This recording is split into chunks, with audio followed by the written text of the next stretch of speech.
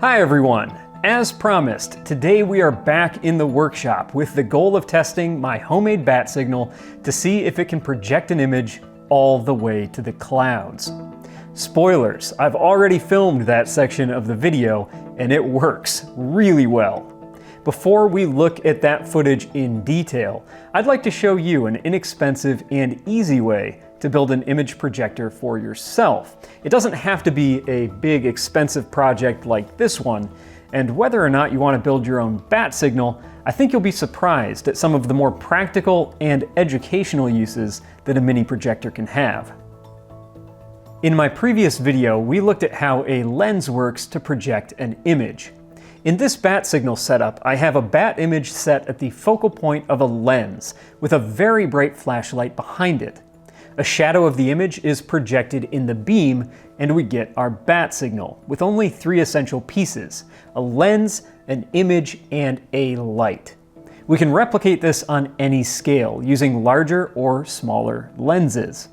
You probably already own a lens that will work for this project in the form of a magnifying glass. Step 1 to turning this lens into a projector is popping it out of the magnifying glass and attaching it to the end of a tube that is approximately the same size. For this magnifying glass, a Pringles tube is about perfect once I cut the bottom off so that I can replace it with the lens, which I hold in place using duct tape. Any flashlight you have should work as the light source for this projector, as long as you can figure out how to attach it to the other side of the tube. I poked a hole in the lid of my Pringles can, which my flashlight fits into. Since the plastic this is made from is stretchy, it's a pretty snug fit, so the flashlight doesn't fall out. And we're finished! Really!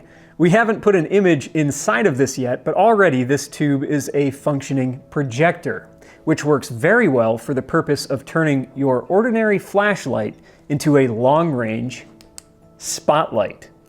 This is practical use number 1. So now, let's add an image. There are tons of different ways that you could try to hold something like a bat sticker inside of this tube so it gets projected in the beam. The best way that I've found is to use 4 small cube magnets. 2 of the magnets clamp together onto whatever you'd like held in the middle of the tube. In this case, I'm using my channel logo printed on a piece of transparency sheet, which you can still buy to use in old overhead projectors.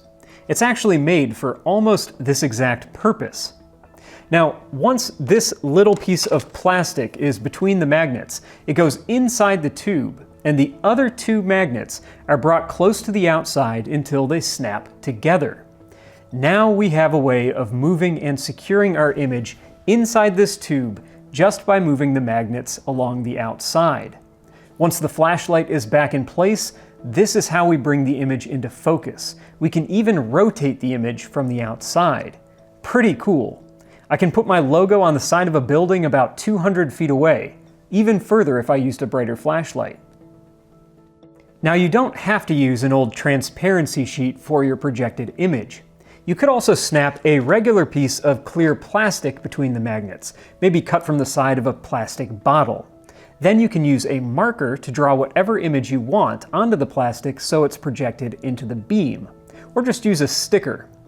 More interesting maybe is to bend a piece of this same clear plastic so it acts like a little pair of tweezers held between the magnets. So you can put a leaf or an insect or anything into these tweezers and have it projected in the beam.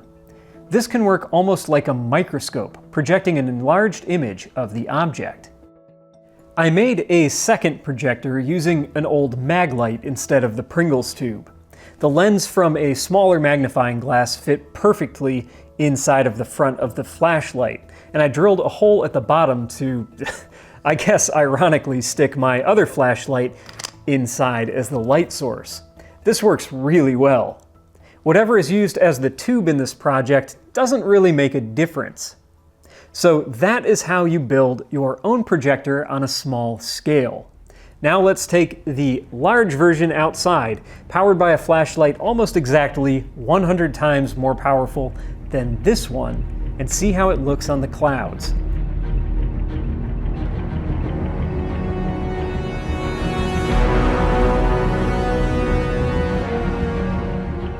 Okay, so I was just about to go to sleep when I checked the weather and realized I had to run outside to get this footage, because some really low clouds had rolled in and early snow was a nice touch also. The cloud height as I was filming this is about 1,400 feet. That works out to just over a quarter of a mile, or about 430 meters. No problem at all for the Imalent MS18 flashlight, which I'm using as the light source in my Batsignal. It lights up those clouds easily. I also got just a little bit of footage at an earlier time with the clouds about half a mile overhead, and the Batsignal was still easily visible.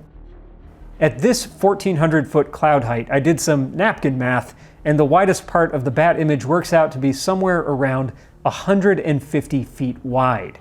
It's a huge image, easily large enough to see from a long ways away. On that note, it's interesting that when you are right below the bat signal, how crystal clear the image is. The lines are very sharp. That changes the further away from the bat signal that you get, because it's not being projected on a flat surface.